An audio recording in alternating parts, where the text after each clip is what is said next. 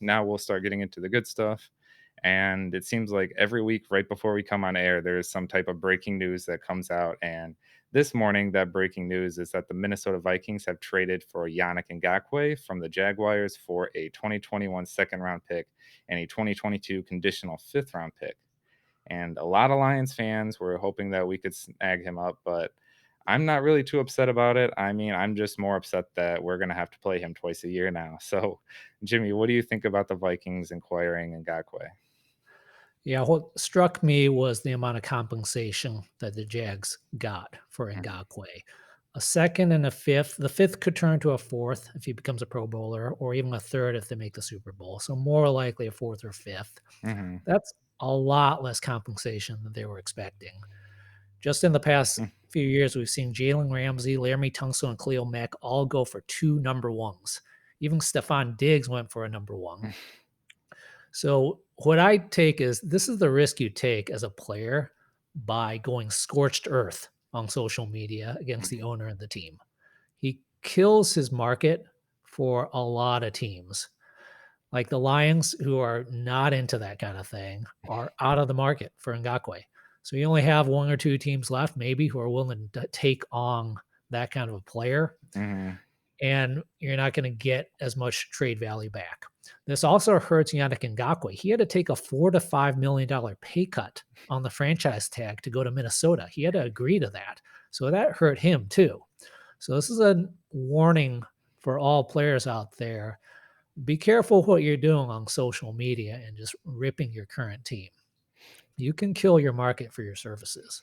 Oh yeah, it's going to be real interesting to see how the Vikings handle this because the Vikings have almost no cap space remaining, and he's going to play. Obviously, he's going to have to play this year under his franchise tender. But following that, are the Vikings actually going to be able to sign him to a long-term deal? I have no. Exactly. That's a really good point. Because the Vikings gave up a decent amount of draft compensation, they are under serious leverage from Ngakoue Yeah, to give him a huge deal. We saw what happened with Laramie Tunsil, who got $22 million a year as an offensive tackle, which is $4 million higher than the second highest offensive tackle, Lane Johnson, at 18 million. yeah, And Jalen Ramsey's going to break the bank because the Rams gave up two number ones for him. So the Vikings are going to have to overpay, give him an out of size market contract for Yannick Ngakoue.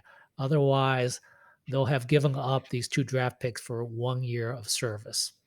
yeah, exactly. Which is completely not worth. I mean, even though it is still only a second-round pick, but still, they gave up draft capital and they brought in a player after they lost to Everson Griffin and another star player on defense. So they needed to bring in another veteran player who can actually help them bring that defense back to what it was. But again, I'm just upset that it's going to be against us twice a year now. So Yeah, it's going to hurt us this year, but I think every year after that, it's going to hurt the Vikings or be a wash at the worst. Because again, they're going to have to pay him above market value. They could franchise tag him again next year, but the franchise tag number is going to be an extra 20% yeah, on top of this franchise tag. So it's an ugly situation, and he might hold out next year if the Vikings don't give him what he wants. So mhm. it's an ugly situation for the Vikings going long term. It's kind of similar to the Bears, honestly, with the whole Khalil Mack situation. Because look at that, they are paying Khalil Mack so much money. Which honestly, like I know they signed a couple people this offseason to big deals, which I have no idea how they did that. Somehow they worked those in, but yeah, still they're kind of reaping the percussions of that deal right now with the Khalil Mack. Because look at who they have. They have almost nobody on offense. They have no good positional players. So Yeah, there's that risk reward with giving one guy an enormous amount of money. The Bears have that advantage of having Trubisky still on a rookie deal, so they're not paying their quarterbacks a whole lot of money right now. mhm. Now, one way in this draft compensation ties into what's happened with the Lions recently is the Slay compensation actually looks pretty good now. We got a third and a fifth for him. Mhm. Slay's 29 years old, and Ngakwe's only 25 years old. So getting a third and a fifth for Slay when you compare it to what Ngakwe got looks pretty good in Yeah. retrospect. Yeah, no, I completely agree with you.